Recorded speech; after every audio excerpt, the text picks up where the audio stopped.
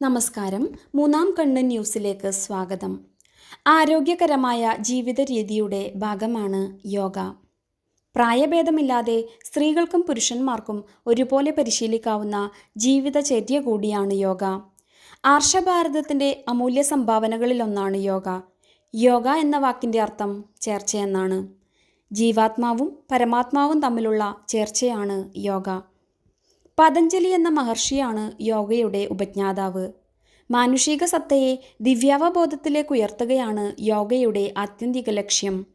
2014 December 11 ഐക്യരാഷ്ട്രസഭയുടെ സമ്മേളനത്തിൽ June 21 അന്താരാഷ്ട്ര യോഗ ദിനമായി ആചരിക്കുന്നതിനുള്ള പ്രഖ്യാപനമുണ്ടായി. യോഗ വെറുമൊരു ശാരീരിക വ്യായാമം മാത്രമല്ല, മറിച്ച് ശരീരം, മനസ്സ്, പ്രകൃതി എന്നീ 3 കാര്യങ്ങളെ സംയോജിപ്പിക്കലാണ്.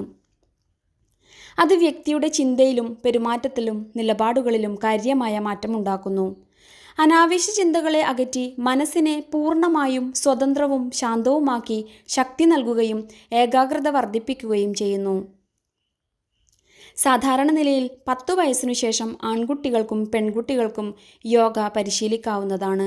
കുട്ടികളിൽ ഈ പ്രായത്തിൽ ശരീര വളർച്ചയും വ്യക്തിത്വ വികസനവുമൊക്കെ നടക്കുന്നതിനാൽ യോഗ പരിശീലനം ആരംഭിക്കുവാനുള്ള ഉചിതമായ സമയം കൂടിയാണ്.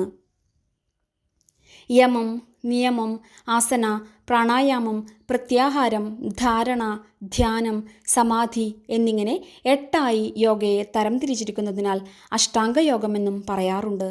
ഇതിൽ ആദ്യത്തെ 4 ഹഠയോഗവും പിന്നീടുള്ള 4 രാജയോഗവുമാണ്. ശരീരവും മനസ്സും വിപുലപ്പെടുത്തുന്നതാണ് ഹഠയോഗം.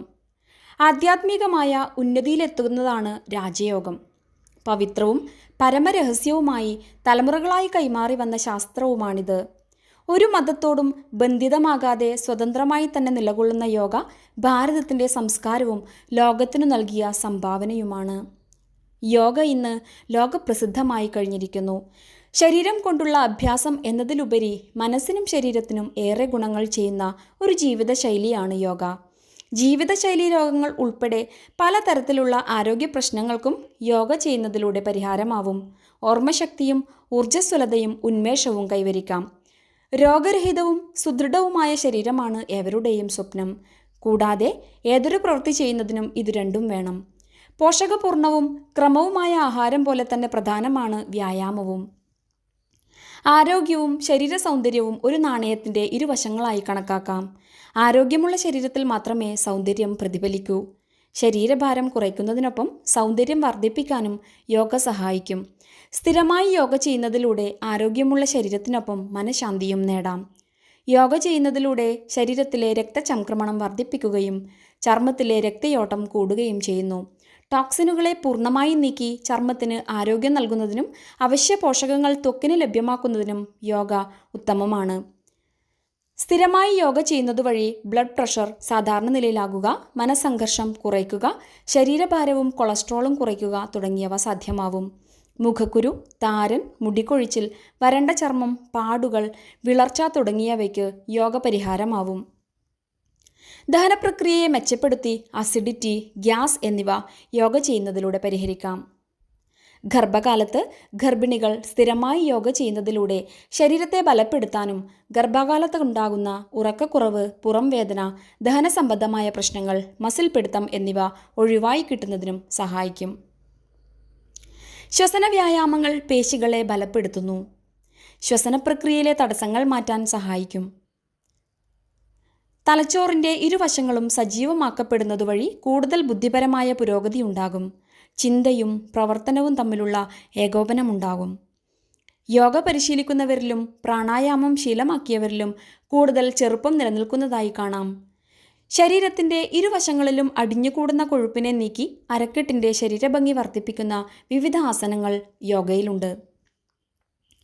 ആരോഗ്യമെന്നത് രോഗങ്ങളില്ലാത്ത അവസ്ഥ മാത്രമല്ല, മനസ്സും വികാരങ്ങളും സന്തുലിതമാക്കപ്പെട്ട അവസ്ഥ കൂടിയാണ്.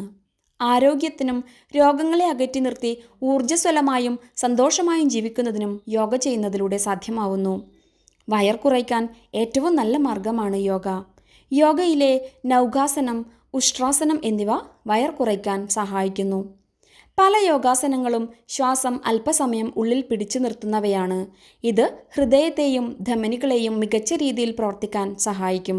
രക്തയോട്ടം കൂട്ടി ധമനികളിൽ രക്തം കട്ടപിടിക്കുന്നത് തടയാനും ഹൃദയാരോഗ്യം നിലനിർത്താനും സഹായിക്കും. സ്ഥിരമായി ഇരുന്ന് ജോലി ചെയ്യുന്നവർക്കുണ്ടാകുന്ന നടുവേദന യോഗയിലൂടെ മാറ്റാം. ആഴത്തിലും പതുക്കെയുമുള്ള ശ്വസനമുറകൾ ശ്വാസകോശത്തിന് ആരോഗ്യം നൽകുന്നതോടൊപ്പം ഉദരത്തെയും ബലപ്പെടുത്തുന്നു. പ്രായമാകുമ്പോഴുള്ള ശരീരത്തിൻ്റെ ബാലൻസിംഗ് പ്രശ്നം യോഗയിലൂടെ പരിഹരിക്കാം. ശ്വസനത്തിന് ഊന്നൽ നൽകിയുള്ള വ്യായാമത്തിലൂടെ മനസ്സംഘർഷം കുറയ്ക്കാനാകും. ക്ഷമയും നിരന്തരമായ ശ്രമവും ഉണ്ടെങ്കിൽ മാത്രമേ യോഗ ചെയ്യാനാവൂ. യോഗയെ ജീവിതചര്യയുടെ ഭാഗമാക്കിയാൽ ഉദ്ദേശിച്ച ഫലം തീർച്ചയായും ലഭിക്കും. യോഗ ശാരീരിക അധ്വാനം കൂടുതൽ ആവശ്യമായ വ്യായാമമല്ല, മറിച്ച് ശരീരവും മനസ്സും ഏകാഗ്രമാക്കാനുള്ള കഴിവാണ് വേണ്ടത്. യോഗ ചെയ്യുന്നതിലൂടെ സമയമെടുത്തുള്ള ഫലപ്രാപ്തിയാണ് ലഭിക്കുക എന്ന തിരിച്ചറിവ് യോഗ അഭ്യസിക്കുന്നവർ അറിഞ്ഞിരിക്കേണ്ടതാണ്. മനുഷ്യൻ്റെ ഏറ്റവും വലിയ ധനം ആരോഗ്യമുള്ള മനസ്സും ശരീരവുമാണ്. സുഖദുഃഖങ്ങൾ അനുഭവിക്കാനുള്ള കഴിവും കരുത്തും നമ്മുടെ ശരീരത്തിനും മനസ്സിനും വേണ്ടതാണ്. സാധാരണയായി രോഗത്തോടടുക്കുമ്പോൾ ആരോഗ്യത്തെയും മരണത്തോടടുക്കുമ്പോൾ ജീവിതത്തെയും പറ്റി ചിന്തിക്കുന്നവരാണ് ഭൂരിഭാഗവും. പ്രകൃതിയുടെ അടിസ്ഥാന തത്വങ്ങൾക്ക് വിധേയമായി ജീവിക്കാത്തതാണ് പ്രധാന കാരണം. നമ്മുടെ ചിന്ത, വാക്ക്, പ്രവൃത്തി എന്നിവയുടെ ആകെത്തുകയാണ് നമ്മുടെ ജീവിതം. നല്ല വിചാരം, നല്ല വാക്ക്, നല്ല പ്രവൃത്തി, നിഷ്കാമകർമ്മം, സേവന മനോഭാവം ഇവയെല്ലാം ആരോഗ്യത്തെ പുഷ്ടിപ്പെടുത്തുന്നു. തിരക്കേറിയ ലോകത്താണ് നാം ജീവിക്കുന്നത്. മാനസിക പിരിമുറുക്കങ്ങളിലും ജീവിത സംഘർഷങ്ങളിലും പെട്ടവരുടെ വാർത്തകളാണ് എവിടെയും കേൾക്കാനുള്ളത്. തിരക്കുകൾക്കിടയിൽ സ്വന്തം ആരോഗ്യത്തെ ശ്രദ്ധിക്കാത്ത അവസ്ഥയാണ്. പോഷകാഹാരവും വ്യായാമങ്ങളും അവഗണിച്ചവർ ആരോഗ്യ പ്രശ്നങ്ങൾ തുടങ്ങുമ്പോഴാണ് തിരിച്ചു ചിന്തിക്കുന്നത്. നമ്മുടെ ആരോഗ്യത്തിന്, ശാന്തമനസ്സിന്, സമാധാനത്തിന്, ശരീര സൗന്ദര്യത്തിന്, ഏകാഗ്രതയ്ക്ക്, സന്തോഷത്തിന്, വിജയത്തിന് യോഗ മാത്രമാണ് പരിഹാരമെന്ന തിരിച്ചറിവാണ് പ്രധാനം. യോഗ നിത്യജീവിതത്തിൻ്റെ ഭാഗമാക്കുക. അതുവഴി വ്യക്തികളുടെ ആരോഗ്യം, ചിന്ത, പെരുമാറ്റം, ജീവിതശൈലീ രോഗങ്ങൾ തുടങ്ങിയവയിൽ കാര്യമായ മാറ്റം ഉറപ്പാണ്.